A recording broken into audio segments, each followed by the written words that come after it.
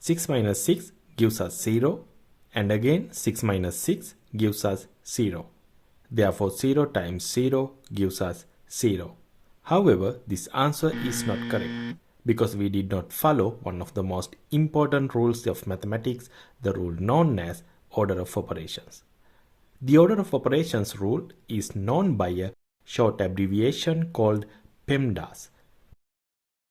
P stands for parentheses, E stands for exponents, M stands for multiplication, D stands for division, A stands for addition, and finally S stands for subtraction. When we face a complex mathematical expression, we first solve the parentheses, then calculate the exponents, next perform multiplication and division, and finally carry out addition and subtraction. Remember that multiplication and division have equal priority.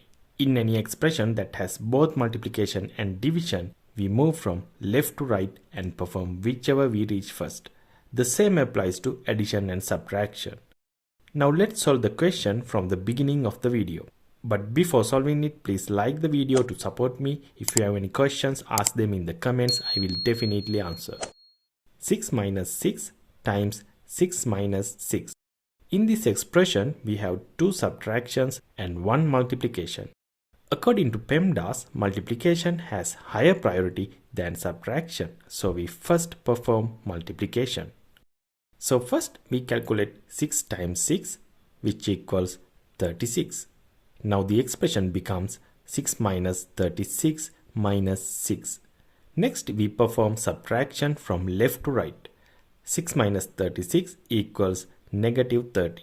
Then negative 30 minus 6 equals negative 36. So the correct final answer is negative 36. If you enjoyed, please like the video and subscribe to the channel. See you in the next video.